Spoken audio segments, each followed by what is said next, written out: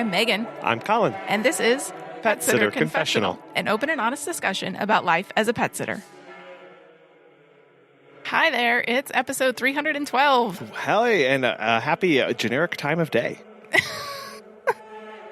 Thank you to Pet Sitters Associates and our Patreon members for making the show possible. If you have learned something or gotten something of value from the past 311 episodes, we would love for you to join us over on Patreon and support us with a few dollars every month so the show can keep going. Yep, go to petsitterconfessional.com/support. So today's topic is not a super fun one, kind of dry, not very sexy, but super necessary to our businesses, and we had not covered it yet, so we're going to do so today. Absolutely.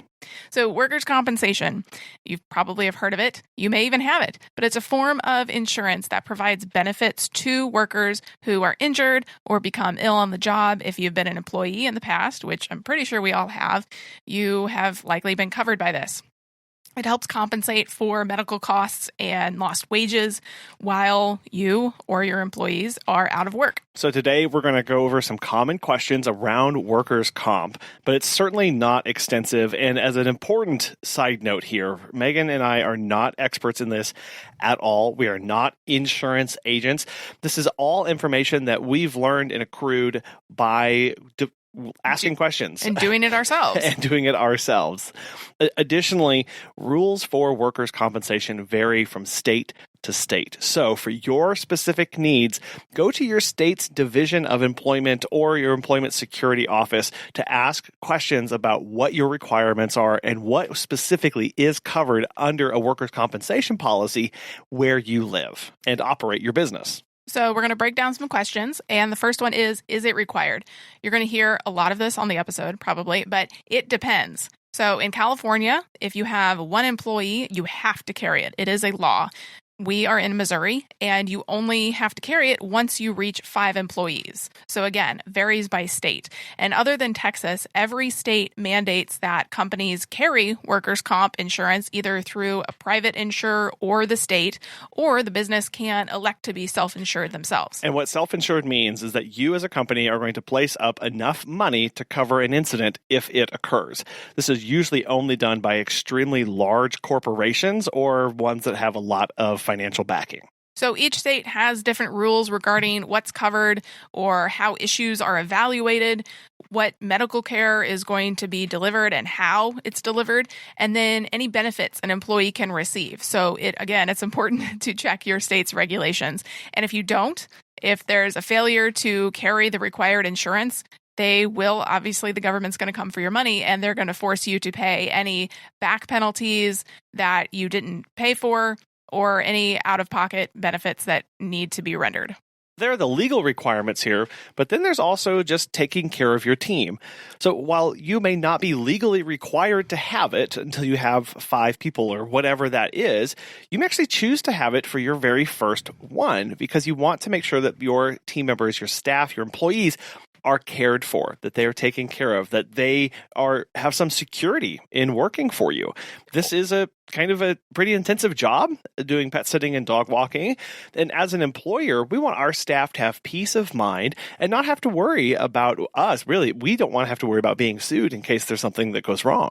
Or even if you don't have a team as well. We're going to talk about this in a little bit, but this is great for solo people too, because we're, day in and day out walking dogs and things happen. Exactly. So you can think about, okay, I might not be legally required. Is this something that I can financially do and take care of my team for this one aspect of their lives? And that's going to be up to you or your CPA or however you have that working out. But I think it is an important question to step back and ask, maybe this says something that I should do. So then you go into, where do I get it? You can go through a private company or a state program, but we recommend going through a broker to get multiple quotes from several different providers. So contact an independent business insurance agent. And remember, once they start looking for quotes for you, you as the business will be locked out from getting quotes from other companies if you go to a different broker. So make sure that you like that broker, you like that person that you're talking with, and the customer service that they provide before you go through the entire process. So what this means, you go to the broker, you go to that person, the independent insurance agent. And that's just like a simple Google search, right? Absolutely. You search business insurance agents or business insurance company. That's going to be what's called a broker. You contact them. And it should be in your same state, right? Absolutely, because they're going to know how to fill out all of the forms and the questions to ask. You contact them. They're going to ask a bunch of questions about your company, how you operate, expenses, all of these kind of things to get some idea of how they can start filling out forms from these private insurance providers. And once they go to them and they submit your information, they are prohibited from giving out another quote to a different broker if you ask them. So sometimes this goes on for 3 months, sometimes it's 6 months, sometimes it's up to 8 months, just depending on the company. And why does this happen? Well, business insurance is actually run differently than private insurance. And basically, it helps the insurance companies keep track of who is applying for what so that the quote is as accurate as possible. But it can be really frustrating. Yeah, if I can't go to somebody else because I'm locked out. Yeah, this happened to us when we started going through this process of getting workers' comp. We didn't really like the customer service that we were getting from the broker that we were working with, and we tried to go to a different broker, but they could not pull quotes from 5 or 6 of the companies because they had been locked out. So we actually had to wait a while to get different quotes from them. The third big question about workers' compensation is how much does it cost? So this is a tough one because, again, each state has different requirements for coverage. So there is going to be some variation, but it's also dependent on things specific to your business. So how long you've been in business, if you've had any issues in the past, what industry you're in, and all of those type of things. And that's why working with a broker is so helpful because you'll need to describe exactly what we do, which is interesting to the person on the other end of the phone because they most times have no idea what we do, and you have to explain it over and over again and really try to piece out what terminology they're using and make sure it lines up. Exactly. And they may say, oh, you're a dog trainer, because dog trainers actually have a different coverage and a different rate than a pet groomer, than a boarding facility, than a daycare facility, than a pet sitter, than a dog walker, than a house sitter. All of those have different codes, and that's what they're going to do. They're going to look up an industry-specific code for you and determine what that rate is. So just because you say, I'm a pet sitter, they're not really going to know what that means. If you strictly only go into people's homes, that is going to be coded differently than somebody who boards in their home sometimes, right? Yep, exactly. That's going to have different things. And I know that some companies are not going to be willing to take on the liability of somebody going into home after home after home. Some companies are going to want to have you take dogs into a facility. They're comfortable taking on that amount of risk. Yeah, brick and mortar. Yeah, so that's why the broker is so important, because they are going to go across a huge swath of companies and figure out where can I get the best rate for the service that you provide. So for us, our rate is $3.33 per $100 in payroll. And again, that rate is determined on how we run our business, the risk that insurance company was willing to take on us, and how long we've been in business, and all that those kind of things. So if we run $100 in a month, we are going to pay $3.33 for workers' compensation insurance for that month. If we paid $1,000 in payroll that month, we'd pay $33.30 for that month. But in the beginning of all this, when you're filling out the paperwork, you have to tell them an estimate of how much payroll you think you're going to run. Yeah, which is really, really obnoxious, especially if you are really brand new to having staff members and you've never run payroll before and you have no clue. So you can give them an estimate of what you think, like your best estimate. And for Missouri, at least, the insurance companies that they were working with for us, they found that there is a minimum amount of payroll that they require to be insured at some times. So if we said, okay, well, we think we're going to run $10,000 in payroll, they may go, that's not enough for us to insure you, so we're going to bump you up to the minimum price in order for us to cover you. So you're actually going to be overpaying for that coverage. But again, it's all about assessing the amount of risk that you're willing to take on for your business and your staff. But if you are already doing all the dog walks and the pet sits and you're handing over either a percentage of those or you know the number that you're going to be giving to your staff, you can have a pretty good idea of what number you're going to be running in payroll. Exactly. You can get some estimate from that and give your best estimate. So this kind of goes into a sub question for how much does it cost? It's how do you pay for it? Because you actually have several options. The first one is annually. Basically, you estimate how much payroll you'll run for the entire year, and you pay the full amount of workers' compensation for the year in one lump sum. Then there's monthly. So you estimate, again, how much payroll you're going to run for the year, divide that by 12, and that's the amount that you're going to pay each month. And this is typically the most popular and what most companies do. Then there's the pay-as-you-go, and this is increasingly a popular option, but it does take some work. So you can do this manually, where each month you calculate how much you've paid in payroll and then submit that number to your insurance provider. They'll auto-calculate how much you owe for that particular month, and then you can pay it. Additionally, some insurance providers can incorporate into your payroll directly. And so your payroll company can do this for you and submit all of your documents and pay this for you. So it can be automatic. This is an option with Gusto. It is, and Gusto makes it really easy. So Gusto partners with a company to make this work, so they can integrate, and as you are running payroll, your workers' compensation is being calculated and run for you. We really do love this option of pay as you go, whether you do Gusto or you do it by yourself, because it means that we are never overpaying for a month where we're not running as much payroll, because there are slow periods and there are really busy periods. But it does mean more work. Yep, it is more hands-on. So that's a judgment call for you to make about how involved you want to be with this and how much your time is worth. Well, because also you will be audited at the end of the year. Hooray! Yeah. Everybody loves an audit. You get an audit, and you get an audit. Not by the IRS or by the state, but by the insurance provider. So they are going to request all the actual payroll numbers that you did run, and then they're going to compare them to what you've paid. And they're either going to give you a refund, yay, or they are going to require you to pay them if you underpaid. So then really the pay-as-you-go option may not necessarily be that much more beneficial, because it seems like it's just more work. It is, but you don't have to guess. Am I going to get a refund or am I not? Unless you are independently tracking that each month, which again is something else you have to do. So that's another thing. If you have the monthly where it's not pay as you go, but you've just taken the year divided by 12 and you're paying that, you do need to be keeping track of how much payroll you're actually running and possibly setting aside money if you are continually going over your estimate, because you're at the end of the year, you will owe money. So you still have to track this no matter what, and there is paperwork involved. Something you won't get audited for is pet business insurance. As pet care professionals, your clients trust you to care for their furry family members, and that's why Pet Sitters Associates is here to help. For over 20 years, they have provided thousands of members with quality pet care insurance. Because you work in the pet care industry, you can take your career to the next level with flexible coverage options, client connections, and complete freedom in running your business. Learn why Pet Sitters Associates is the perfect fit for you and get a free quote today at PetsitLLC.com. You can get a discount when joining by clicking membership Pet Sitter Confessional and using the discount code Confessional at checkout to get $10 off. Check out the benefits of insurance and membership once again at PetsitLLC.com. Another big question that we think of when we think of workers' comp is, what does it cover? Which, again, it depends. Hey, there's that word again.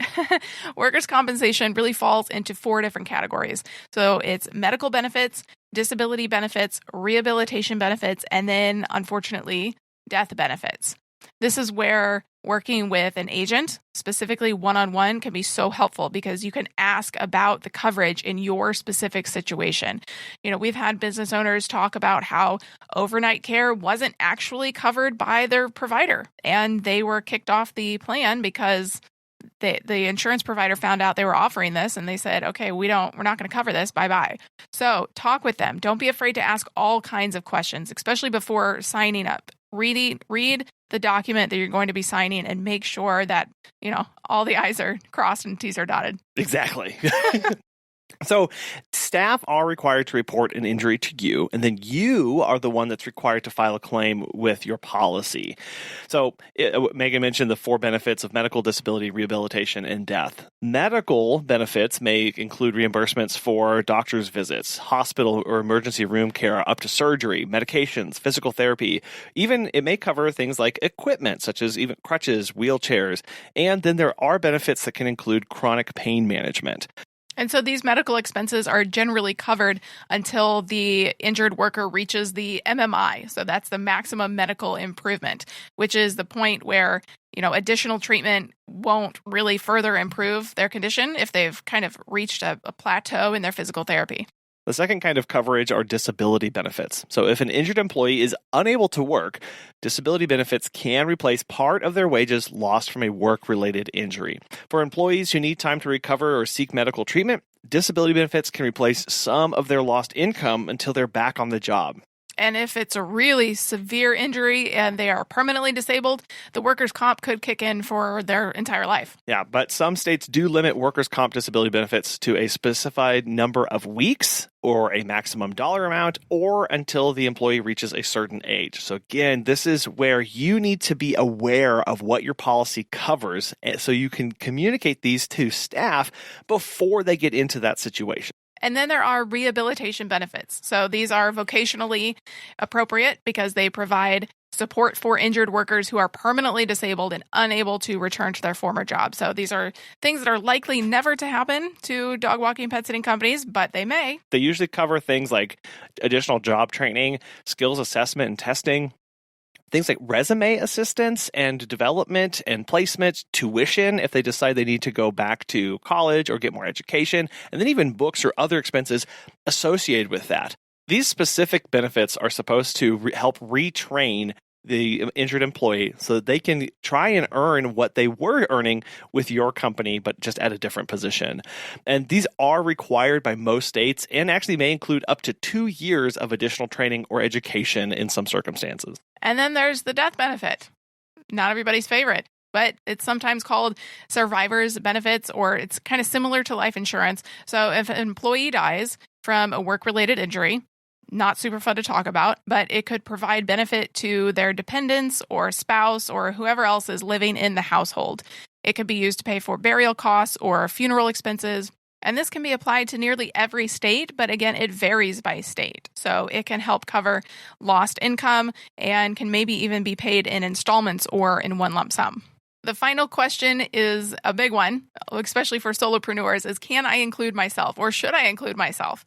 We have been asked this question a lot, and many sole proprietors are not required to purchase workers' compensation insurance, but it may be beneficial to do so. If you are doing 14 visits a day and they are all dog walks and you are just out there pounding the pavement, going from house to house all the time, there is a likelihood that you're going to be injured on the job. And really importantly here, most health insurance policies, most health insurance providers might deny a work-related injury. So having workers' compensation on top of your personal health insurance is essential to cover those work-related specific costs. So if you've never asked your health insurance company if they would deny or how they would handle a work-related injury as a self-employed person, that is a phone call that you need to make today to understand where you are going to be. Ultimately, so that you can determine what kind of risk you want to take on.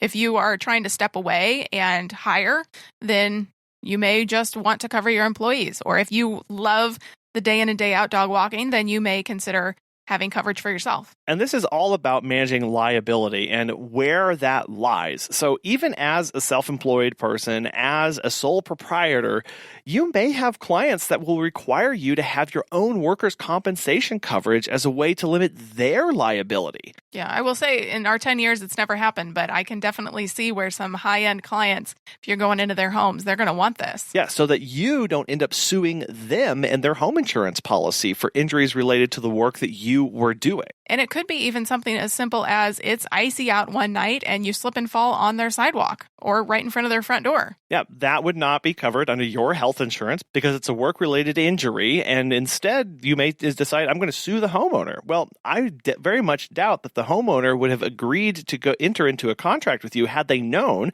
that you could potentially sue them for injuries that happened on their property and that you weren't covered. So these are things that as businesses we do need to really consider about what risk we're placing on ourselves, what risk are we putting up our clients to based off of us coming and going. So if you have employees and you still are doing work like Megan mentioned earlier, you can add yourself, but at least in our research, it can be quite costly. So I know in Missouri, if Megan and I wanted to add ourselves to our company's work compensation policy, they would add an additional $90,000 in payroll to the estimate that we would have to pay on. Why $90,000? Well, it's required by statute and law or whatever that they add $45,000 in payroll per owner who gets added to the policy, and no less. And we are both owners, 50-50. So it is a minimum amount that they have to add. Even if you don't actually make that much from your company, they have to add that to the policy as a requirement. But again, as with all insurance policies, we've talked about this a lot on this very episode and every other episode we've mentioned insurance. It's all about managing risk and taking on what you're comfortable with. So look at how you're covered, where you're covered, and what you can afford to take on and what you can build in to cover your clients, your staff, and yourself. So hopefully this 30,000-foot view of workers' comp was beneficial. I know, again, it varies state by state and basically almost broker by broker. So you really need to get somebody specific in your local area that you can talk to. But we would love to know how you have worked through this, who you use, how you have gone about filing any claims that you've had, and any feedback that you have in general about this. Absolutely. Business coach Natasha O'Banion is going to answer, how do I get better at implementing my plans instead of just thinking about them? So implementation is very important. I believe that implementation comes from a burning desire first to want change. Like, I'm tired of this. I'm sick of it. I'm changing this year. It's going to happen. And I'm making some changes. So when you have that burning desire to want things to be different, you make the time. You literally are like, you know what, forget this. I'm listening to the podcast today with Natasha and Colin. When I get off this podcast and I finish my next visit, I am going to sit down at 5 o'clock and I'm going to write this out. They've already told me what to do. Write a workflow chart out of what I'm doing every single day, where I can cut things off. When does my schedule get busier? When do I start getting last minute bookings? And I'm going to start writing all this stuff down so I can prevent this. And little bit by little bit, I'll start chipping away at it. Automated CEO program is 12 months on purpose because it's not done overnight. Little bit by little bit, but you have to make intention, like going to the gym. You want to lose weight? Well, it's not going to happen overnight. You got to work on it every single day and stay consistent. And I think part of that too is breaking that down into small steps, right? So that it also doesn't become too overwhelming, right? You've got the desire, and sometimes we start looking at the mountain and going, I don't know if my desire is that big, but maybe I've got enough desire for that first step, and then the second step, and then those small wins kind of snowball into help motivating you further. Yeah, looking at the mountain is the worst way to get yourself discouraged. Don't look at the end result yet. Look at the journey. Yeah. And enjoy the journey, because if you're just waiting on a result, the business is not always about results because you're going to keep changing it. That's why we do a lot of testing. We put a system in and we test it and we see where it's working or not working, and then we change it again. So that's business. You're going to keep changing them, so you want to have that flexibility. But like you said, take little small baby steps. Okay, I'm just going to work on my client side today. I'm going to work on my hiring side today. I'm going to work on my social media today. I'm going to work on my marketing plan today. Take little baby steps. But remember, this all has to get out of my mind. Like, I can't be the only person who knows what to do. That's the main thing about scrambled eggs in our mind. I have to get this out. I got to get it in a recipe. I got to get it in a formula. I got to systematize it, right? All these things mean the same thing. It has to get out of my head today. Starting today, little bit by little bit, starting today. If you would like to join Natasha's monthly membership group, you can do so at automatedceo.com and use the code PSC20 for 15% off. We thank you for sticking with us through this episode. We know, again, it wasn't super exciting, but it is very important, and it's something that you should be thinking about. And hopefully you can start taking some good questions to people, brokers, insurance agents, or just other business owners in your area to make sure that you have the coverage that you think you have, so that you don't find a surprise down the road when you actually need this. Yeah. So thank you, Pet Sitters Associates, for sponsoring this episode. And we thank you very much for listening. Bye. Bye.